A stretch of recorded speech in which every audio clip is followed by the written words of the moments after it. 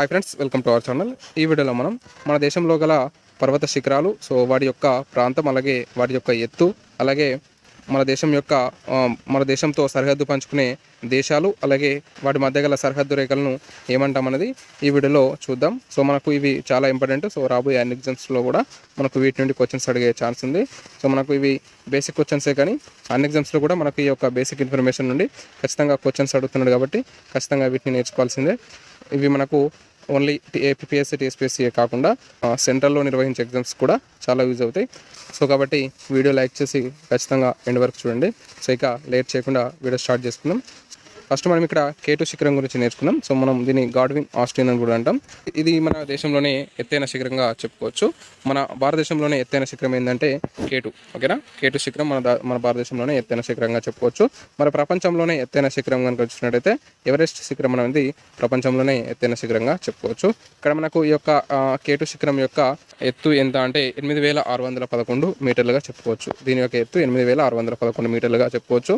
ఇది ఎక్కడ ఉందంటే కారకోరం శ్రేణుల్లో ఉండడం జరిగింది. కారకోరం శ్రేణుల్లో ఈ యొక్క K2 శిఖరం అనేది ఉండడం జరిగింది, గుర్తుపెట్టుకోండి. నెక్స్ట్ కాంచనగంగా.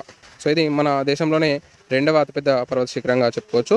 ఇది మన భారతదేశంలోని ఉన్న హిమాలయాల్లోనే ఎత్తైన శిఖరంగా దీన్ని పిలుస్తాం. దీని ఎత్తు ఎంత అంటే 8598 మీటర్లుగా చెప్పుకోవచ్చు. ఇది ఎక్కడ ఉందంటే సిక్కిం రాష్ట్రంలో ఉండడం జరిగింది. సిక్కింలో ఈ యొక్క కాంచనగంగా అనేది ఉంది. నెక్స్ట్ నాంగా పెర్బల్. నాంగా పెర్బల్ అనేది మనకు గ్రేటర్ హిమాలయాల్లో ఎత్తైన శిఖరంగా చెప్పుకోవచ్చు.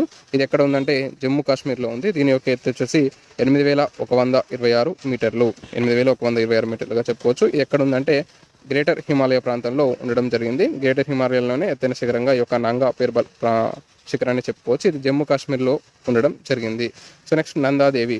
ఈ యొక్క నందాదేవి శిఖరం అనేది ఉత్తరాంచల్లోని కుమాయున్ హిమాలయాల్లో ఉండడం జరిగింది. కుమాయున్ హిమాలయాల్లో ఈ యొక్క నందాదేవి శిఖరం ఉండడం జరిగింది.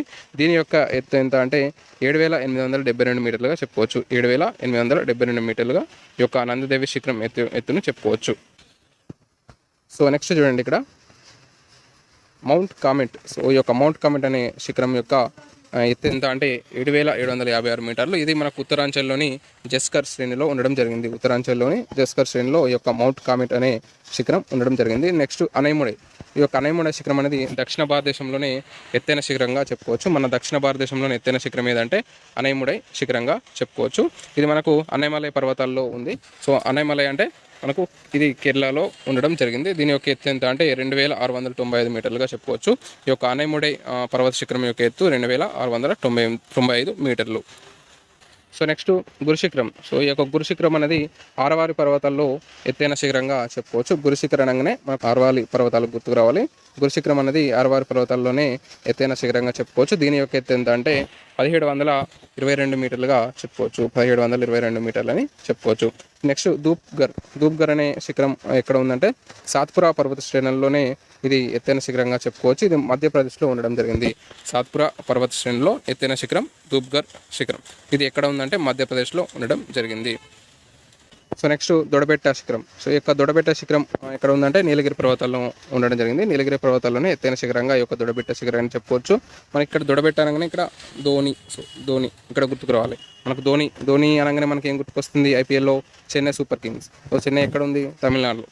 కాబట్టి ఇక్కడ మనకు దొడబెట్ట అనగానే మనకు నీలగిరి పర్వతాల్లోనే ఎత్తైన శిఖరం. ఇది ఎక్కడ ఉందంటే తమిళనాడులో ఉండడం జరిగింది, గుర్తుపెట్టుకోవాలి ఇది. నెక్స్ట్ ఇది ద్వీపకల్ప దక్షిణ భారతదేశంలోనే రెండో అత్యున్నత శిఖరంగా ఈ యొక్క దొడబెట్ట శిఖరాన్ని చెప్పుకోవచ్చు. ద్వీపకల్ప భారతదేశంలోనే రెండో అత్యున్నత శిఖరంగా దొడబెట్ట శిఖరాన్ని చెప్పుకుంటాం. ఓకేనా. నెక్స్ట్ మహేంద్రగిరి అనేది మనకు తూర్పు కనుమల్లో రెండో ఎత్తైన శిఖరంగా చెప్పుకోవచ్చు. తూర్పు కనుమల్లోనే రెండో ఎత్తైన శిఖరం ఏదంటే మనకు మహేంద్రగిరి శిఖరం. ఓకేనా. నెక్స్ట్ చూద్దాం. నెక్స్ట్ పరస్నాథ్ శిఖరం. పరస్నాథ్ శిఖరం అనేది మనకు చోటనాగపూర్ పీఠభూమిలోనే ఎత్తైన శిఖరంగా చెప్పుకోవచ్చు. ఇది మనకు జార్ఖండ్లో ఉండడం జరిగింది. జైనులకు ముఖ్య కేంద్రం ఏంటంటే పరస్నాథ్ శిఖరంగా చెప్పుకోవచ్చు.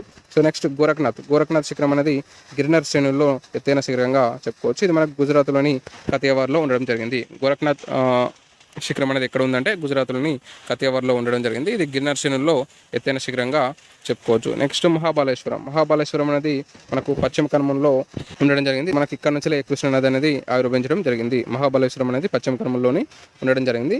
మనకు మహారాష్ట్రలో. సో ఇక్కడ నుంచే కృష్ణానది అనేది ఆవిర్భవించడం జరిగింది. So next Shiramati. So Shiramati అనేది నాగా పర్వతాల్లో ఎత్తైన శిఖరంగా చెప్పవచ్చు. సో ఇది ఎక్కడ ఉందంటే నాగాలాండ్లో ఉండడం జరిగింది. సో నాగా గుర్తుపెట్టుకోండి, నాగా పర్వతాల్లో ఎత్తైన శిఖరం శిరామతి, ఇది నాగాలాండ్లో ఉండడం జరిగింది. సో నెక్స్ట్ నీలి పర్వత శిఖరం. సో నీలి పర్వత శిఖరం అనేది మనకు మిజోరాంలోని లూసాయి పర్వతాల్లో ఎత్తైన శిఖరంగా ఈ యొక్క నీలి పర్వత శిఖరాన్ని చెప్పుకోవచ్చు. మిజోరాంలోని లూసాయి పర్వత శిఖరంలోనే ఎత్తైన శిఖరంగా ఈ యొక్క నీలి పర్వత శిఖరాన్ని చెప్పుకోవచ్చు. నెక్స్ట్ సాడెల్ శిఖరం. సాడెల్ శిఖరం అనేది మనకు అండమాన్ నికోబార్ దీవుల్లోనే ఎత్తైన శిఖరంగా ఈ యొక్క సాడెల్ శిఖరాన్ని చెప్పుకోవచ్చు. ఈ యొక్క పర్వతాల గురించి మనకు ప్రతి ఎగ్జామ్స్లో తరచుగా అడుగుతూనే ఉంటాడు. సో ఇది గుర్తుపెట్టుకోండి. సో మళ్ళీ ఒకసారి ఈ యొక్క వీడియో చూసినట్టయితే మీకు అర్థమవుతుంది. సో నెక్స్ట్ చూసినట్టయితే పొరుగు దేశాలతో సరిహద్దు రేఖలు. సో మనకు ఏ ఎగ్జామ్స్లో చూసుకున్నా కూడా మనకు ఇవి బేసిక్ పాయింట్స్. సో మనం చిన్నప్పటి నుండి నేర్చుకుంటూనే ఉన్నాం. సో కాకపోతే అప్పుడప్పుడు కన్ఫ్యూజ్ అవుతూ ఉంటుంది, గుర్తుకు రాదు. సో కాబట్టి వీటి గురించి కూడా ఒకసారి మనం చూసుకున్నట్టయితే మనకు ఎప్పటికీ గుర్తుండే విధంగా ఉంటుంది. సో మనకి ఇక్కడ భారత్ చైనా మధ్య సరిహద్దు రేఖను ఏమంటాం? మెక్మోహన్ రేఖ. సో భారత్ మరియు చైనా మధ్య సరిహద్దు రేఖను మెక్మోహన్ రేఖగా చెప్పుకుంటాం.